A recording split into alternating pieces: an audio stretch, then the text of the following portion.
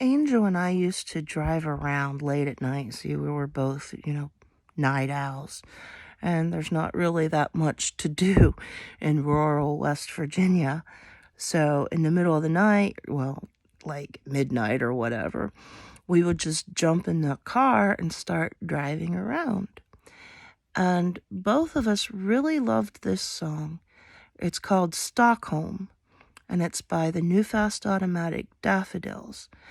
And one of the lines in it is, Stockholm, Stockholm, and our travels take us further north. And since usually we would be heading south when we left, when we would leave to come home, we would be heading north. And so it just sort of became a thing with us that whenever it was time to go home, it was sort of like we would say, and our travels take us further north, because that meant it was time to go home. And so this one time we were out driving. It must have been like 3 o'clock in the morning. And we had decided, well, okay, it's time to go home. So we did our usual thing. Our travels take us further north. And we got in a car and we started driving home. And somewhere south of New Martinsville on Route 2, as we're heading up the road, we noticed there was some headlights coming at us. There was someone coming south.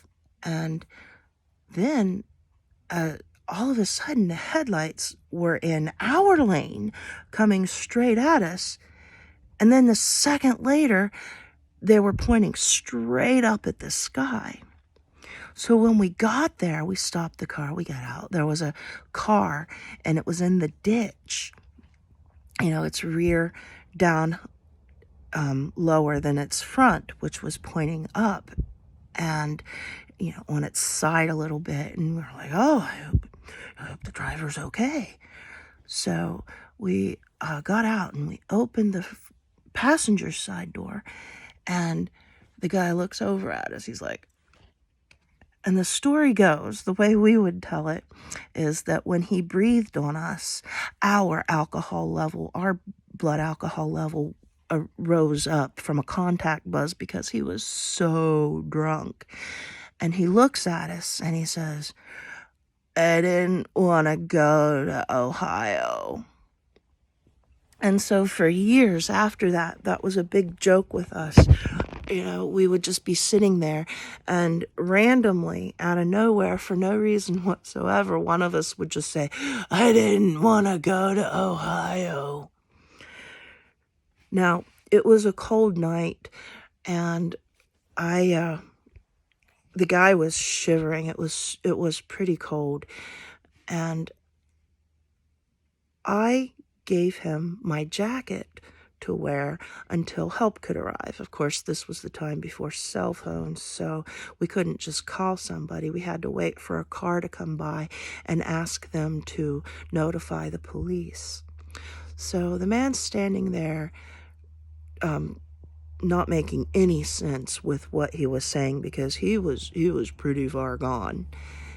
And he's wearing my jacket, and I'm just like, oh, this guy's so annoying. And Angel just smiling, going, yes, whatever he said. And finally, the police came, and we were like, okay, let's get out of here. So I'm trying to get my jacket from this guy, and he thinks that I'm trying to rob him, that I'm trying to mug him for his jacket. And the only way I was able to get my coat back was by telling the police officer the contents of the pockets. And of course, there were things which made it obvious that it was my coat and not his. So I got my coat back, and we got in the car and, turned the engine on to go, and we started playing this song. And we just sort of looked over at each other, just looked at each other, and we sort of laughed and said, and our travels take us further north. And so we went home.